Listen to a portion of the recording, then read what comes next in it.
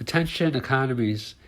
In an information-based system, attention is the greatest resource and the most valuable resource, and the thing that is most valuable, winds up being the most expensive and the highest producing income.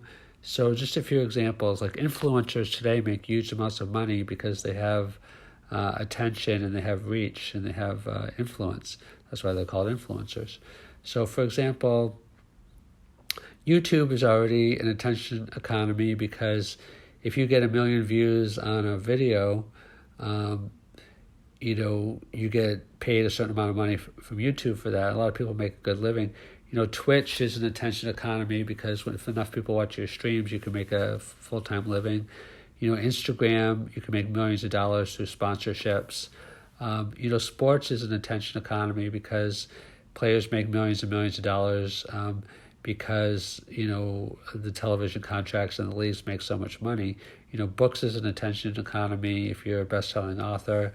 So we've gone from an economy. I've talked about dematerialization, other factors that, manufacturing used to be the big bucks. You could make, 40, 50K even without a, college education. And then, a lot of those jobs were outsourced and, went to the lowest denominator of wage, became more of a commodity because, there was a large labor pool globally as a result of globalization. And the service jobs didn't pay as much.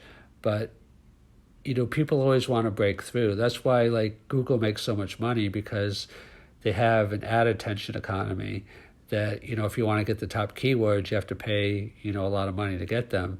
And people want to break through. That's the whole idea of advertising auctions is that, people tune out ads now on TV a lot, through TiVo and, ad blockers online.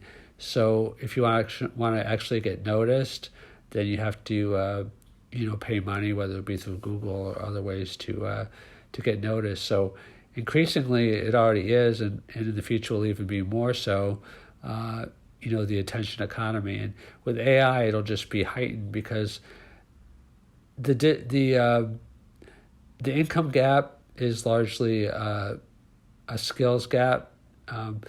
Not always, because you can have a high school education and still make a good living in some fields, but increasingly, the specialized knowledge is stratified. That people that have real specialized skill, like if you have robotic skills, data science, things that are very, very high in demand, you make a lot of money, and most other professions make a lot less.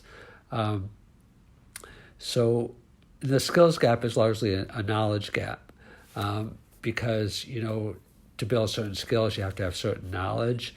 So in the attention economy, it's going to be, through artificial intelligence, just an accentuation of that. Like the income gap that we have now, unless things change and, politics becomes more of redistribution, which some people are calling for, then it's just artificial intelligence will just make things much more efficient. So a lot of more industries will be commoditized, which means that they don't make much money, if any money. And the few things that can't be commoditized for whatever reason, just because they're very specialized skill and very specialized knowledge, and have breakthrough attention, will be, incredibly well compensated.